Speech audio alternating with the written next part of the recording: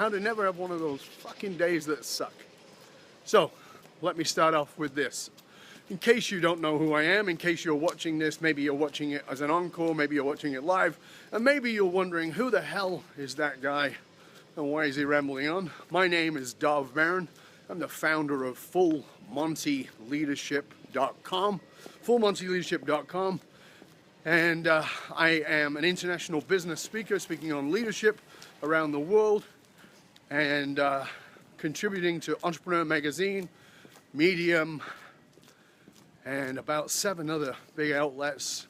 We have a podcast. You can find us on iTunes. Just search out Dov Baron Leadership and Loyalty. Of course, we're on YouTube. You can subscribe to the channel Dov Baron Full Monty Leadership. You can find me on Facebook, Dov Baron Leadership, on Twitter at the Dov Baron, and of course on Facebook, Dov Baron Leadership, and of course on LinkedIn. So all of those different outlets, and if you want to get more of my stuff, it's there every Tuesday and Thursday. New material for you, new videos, new blogs, etc. So constantly giving you tons and tons and tons of value and material to help you be a better leader in your own life and in the lives of those that you lead. So, on to today's subject. How to never have another one of those days that fucking sucks. Because we've all had those, right? We've all had those days that just suck the big potato, and you kind of wonder, why is the day gone like this? Why does it suck so bad? Why is the day gone so terrible? So let's start off a little bit of reverse engineering. I want you to think about one of those days that has really sucked. And think about why it sucked. Now you might go, well, you know, I had a fight with my partner. One of my kids drove me a bit crazy. Business was really tough today. That deal never came off. Whatever it was. We've all got all these reasons for why the day sucked, right? You've had those. We've all had those moments, if you will. But if you actually stopped and went, okay, let's freeze time. This is the end of the day. So now here we are at the end of the day, and the day has sucked. It sucked the big potato. And we go, okay, what made it suck outside of the events? Well, the obvious answer, you know, you're all bright enough to know this, the obvious answer is your attitude. All right, but that's not enough, is it? It's not enough to go, well, I got to change my attitude, but that's always a bit difficult. I mean, it's one of those cliche things that gets said a lot, but really doesn't mean much in practice. It becomes a bit of a struggle to actually even get to. So, what is it? Here's where I want you to start. I want to really give you the strategy for this, okay? So if you need to take notes, take notes. If you need to watch it again, please feel free to do that. You want to share it with others to do the same, do that too. But here's the first part of the strategy. I want you to ask yourself, what do I want? Now your answer to that, of course, is going to be whatever it is you want. But I'm actually not talking about what you want in the... Have a good one. Thank you, sir. I'm not talking about what you want in the regular sense of the word, meaning I'm not talking about what do you want as in a new car, or what do you want as in another $1 million deal. What do you actually, truly, deeply want? I want to tell you something about me, and I think it might help you understand where I'm going with this. You ever watch American Idol? I mean, when it first started, I used to watch it all the time when it first started. And I loved the audition shows. Because here's these people who would turn up with a dream. I mean, you know, these are people who are school kids, they're students, they're, you know, doing a job that really kind of sucks. And they show up on this show in front of these people who really could tear them a new one. Okay? And they pour their heart out. And I used to watch that show and see those people, and I would be completely, totally brought to tears. I would be crying watching these people just pour out their heart and their soul. And by the way, sometimes they were awful. I mean, sometimes they were, they were trying to be singers or pop stars or whatever term you want to use, and they really did not have the skill level. Sometimes they might have been good, but you didn't know because they were so nervous that they ballsed it up. Of course, we've all had that time when, you did something that you could do very well, but you did it really badly because of nerves or stress. And other people showed up and, they had their dream and they were extraordinarily talented and they held absolutely nothing back. And they poured it all out.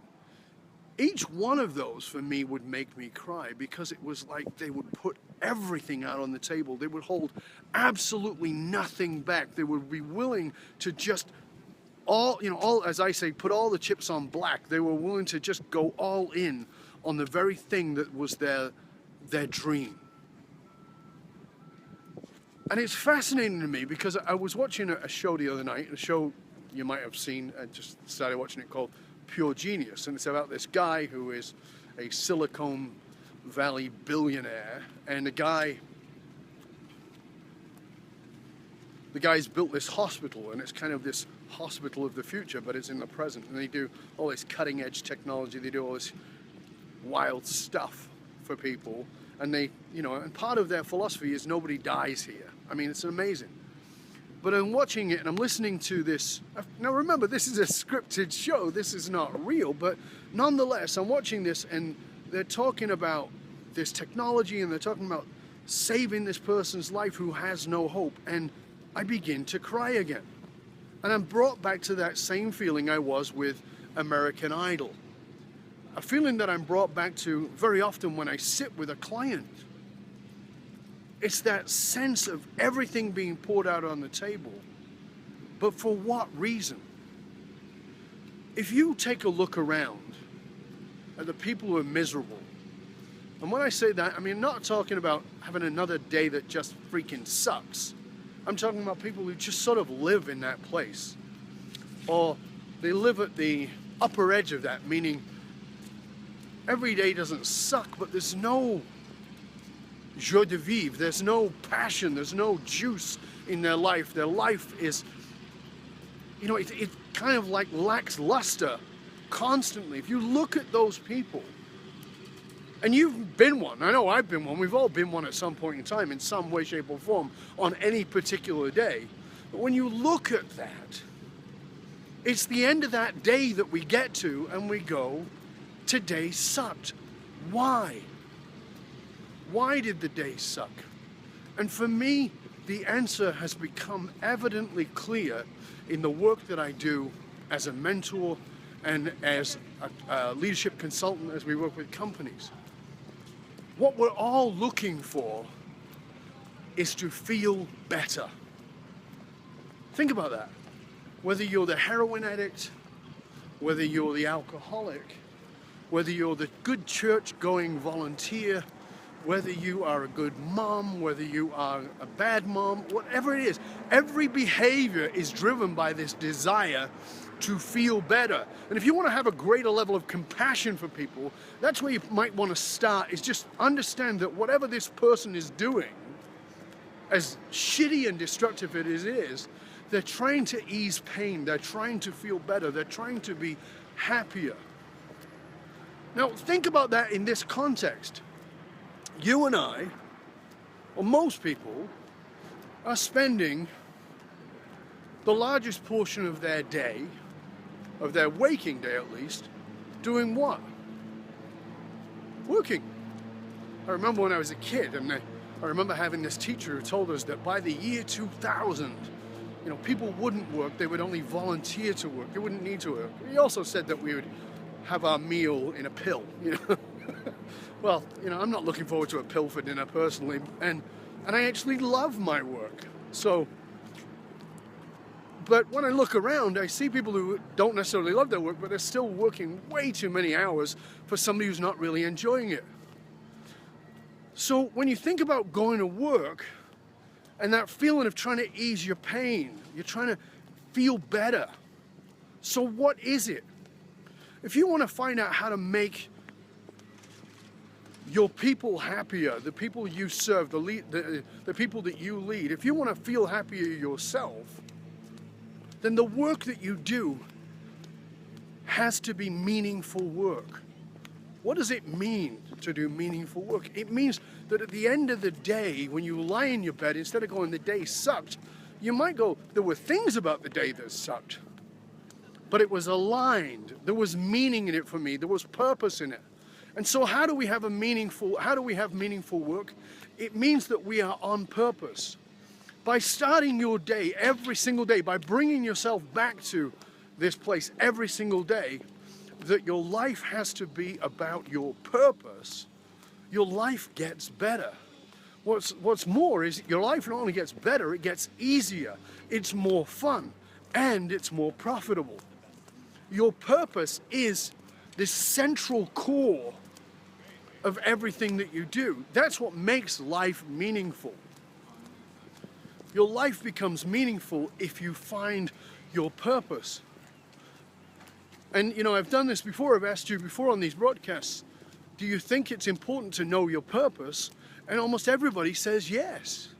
Yet so few people actually know what their life purpose is. So few people have actually found out what their life purpose is. And so they walk through their life feeling like it's meaningless. Meaningful work is so vitally important to us because we are a society that works. You and I go to work. We find a lot of our identity in our work. We see who we are through our work. If that work is just to pay the bills, if that work is just to support a lifestyle, then so much goes missing. So much of who we are is left empty. There's a great deal of importance for you, for me, for all of us in doing meaningful work. But meaningful work at its core means that you're following your purpose. If you don't know what your purpose is, that's where you get into trouble, because now you become reactive rather than responsive. Just take a moment and think about any challenge that you face right now, in your career, of course, in your business, as a leader, in any area of your life. Think about whatever it is that is the challenge that you face at this time. And as you think about that challenge that you face at this time, now put that, if you will, sort of mentally to one side. And now I want you to think about what your purpose is. Do you know what your purpose is? I'm going to pretend that you do. And I say that because, in honesty and in fairness to most people actually have never really nailed down what their purpose is. But we're going to pretend for a moment that you actually do know what your purpose is. Okay? So the thing you're having the greatest challenge with, the greatest struggle with right now, maybe it's money, maybe it's your kids, maybe it's your primary relationship, whatever it is. Whatever it is. Now here's what I want you to do. I want you to take those two sides. So take that side over here that was the problem, move it to the middle, and then I want you to overlay it with your purpose. Put your purpose as an overlay on the problem. And now tell me if the problem looks different. Tell me if the challenge looks different when it's overlaid with purpose. Just see. If you're getting this, if this makes sense to you, give me a thumbs up. Give me some kind of indication.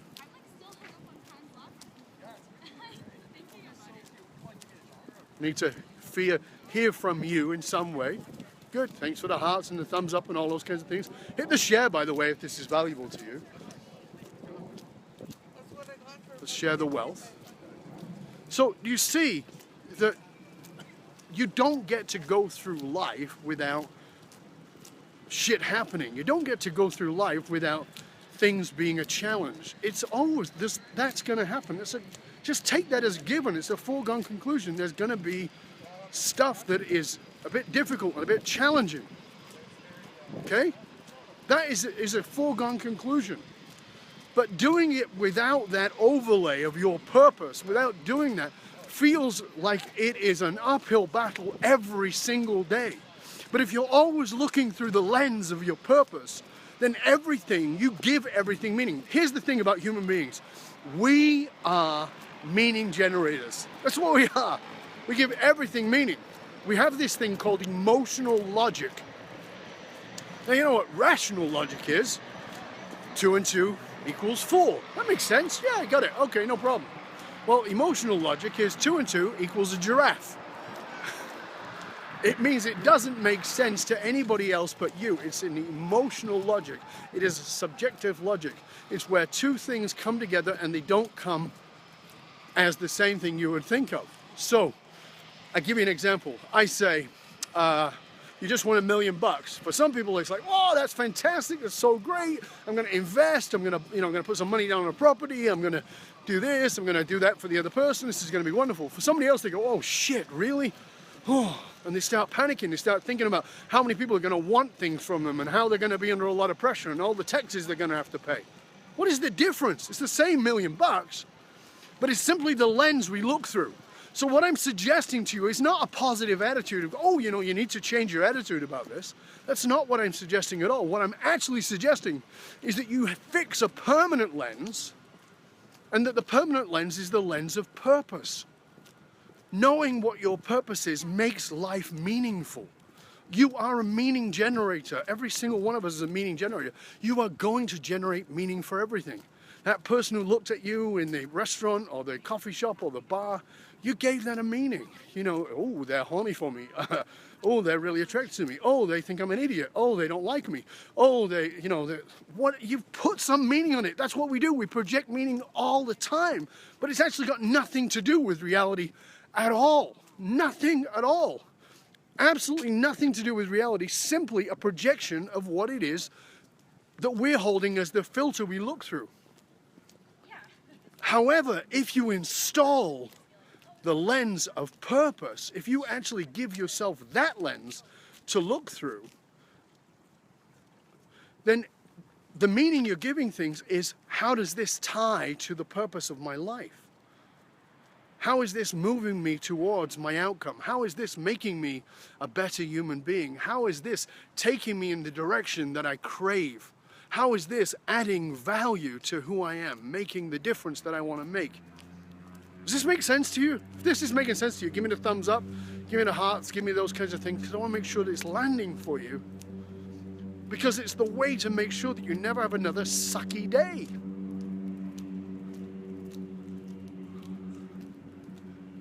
Thank you. Appreciate the hearts and thumbs up and all those kinds of things. It's good. And again, if it's valuable to you, hit share so other people know about it. So, let's just do the quick summary of what it is that I've shared here, and then I want to hear from you. You can, if you've got feedback right now, you can start typing it while I just do this sort of review. Life is going to have shitty days. There are things that are going to go wrong. There are things that are going to go constantly wrong that are going to be enormously challenging for you. Some things are going to suck.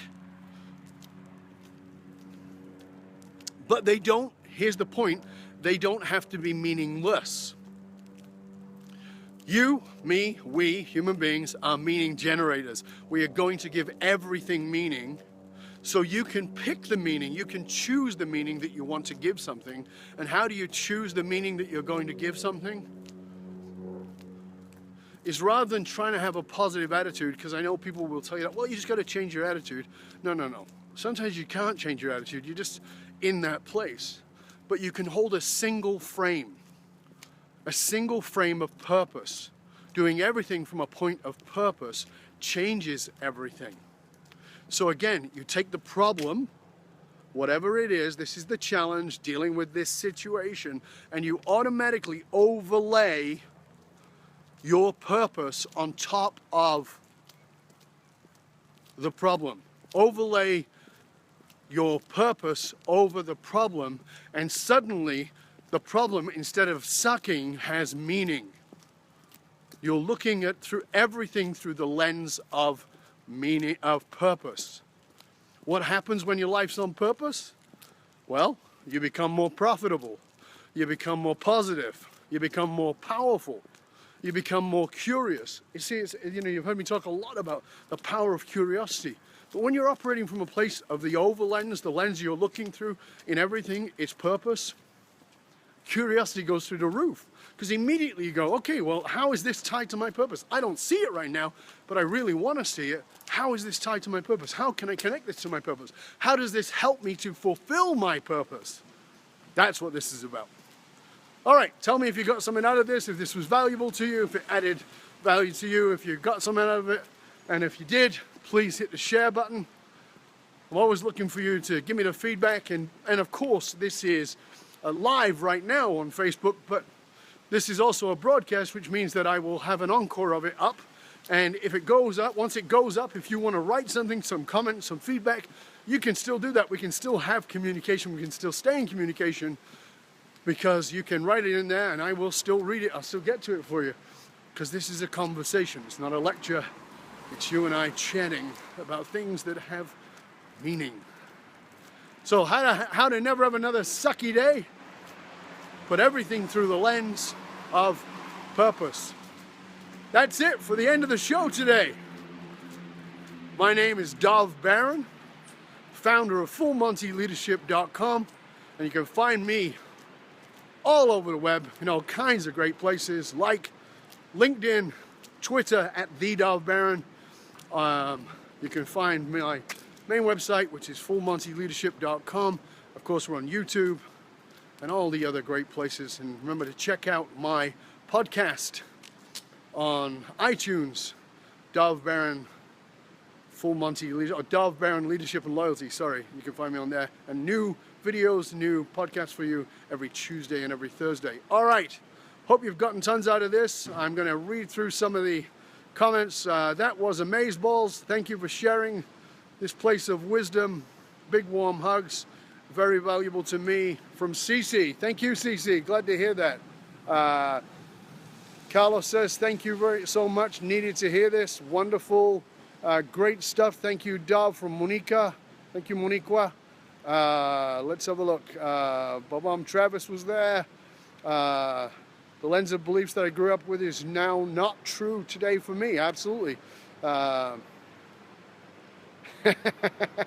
Give me an example and use me as an example. Too late, Grant. Sorry, mate. Abso-fucking-lutely. So true. All kinds of great feedback there. Thank you all for this. And again, if you didn't get to see this live and you're watching it as an encore, please feel free to comment, leave your feedback, and hit that share button for your friends so let's all share the wealth. All right? Till next time, Dov Baron, FullMontyLeadership.com. Stay curious, my friends. Stay curious how your world will look through the lens of purpose. Till next time, Dov Baron, and I am out.